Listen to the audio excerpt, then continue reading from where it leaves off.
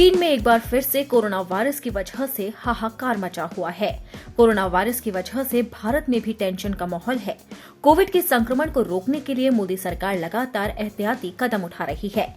इसी के तहत ही केंद्रीय स्वास्थ्य मंत्रालय ने कोविड गाइडलाइन को सख्त करते हुए राज्य और केंद्र शासित प्रदेशों को किसी भी स्थिति से निपटने के लिए तैयार रहने के निर्देश दिए हैं। नए कोरोना वायरस वेरिएंट का जल्द पता लगाना और उन वेरिएंट के कारण होने वाले संक्रमणों की रोकथाम का प्रयास सरकार के हालिया उपायों में से एक है।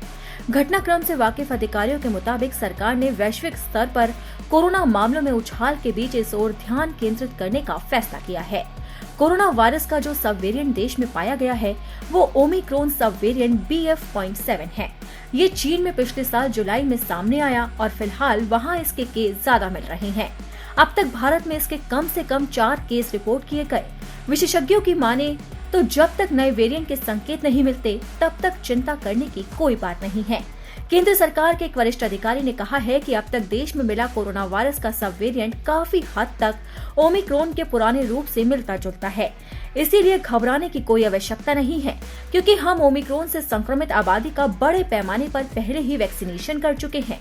अधिकारियों का कहना है कि अब सरकार के निगरानी उपायों का फोकस नए वेरिएंट की शुरुआती ट्रैकिंग और उन नए वेरिएंट के प्रभाव की क्लस्टरिंग पर होगा। केंद्र सरकार ने हाल ही में संशोधित कोविड गाइडलाइन का सेट रिलीज किया, जिसमें कोरोना मामलों का जल्द पता लगाने, आइसोलेशन, संदिग्ध और पुष्ट मामलों के समय पर निपटारे पर ध्यान केंद्रित किया गया है। सरकार की ओर से SRS-COVID.2 वेरिएंट के प्रकोप का पता लगाने, उसे रोकने और मॉनिटरिंग करने की आवश्यकता पर जोर दिया गया है।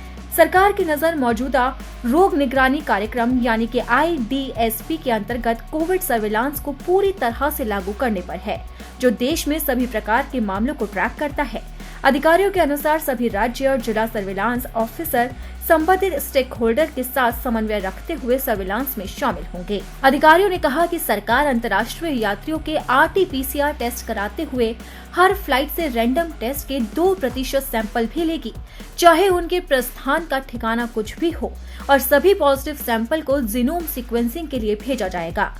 कोविड पॉजिटिव पाए जाने पर सभी लोगों को तय गाइडलाइन के मुताबिक निगरानी में या क्वारंटीन में रखा जाएगा। सरकार से जुड़े अधिकारियों ने ये भी बताया कि स्वास्थ्य सुविधा आधारित निगरानी के तहत बीमारियों के प्रकोप से निपटने के लिए एक नेटवर्क भी बनाया गया है, ताकि जल्द से जल्द कोविड-19 को फैलने से रोका जाए।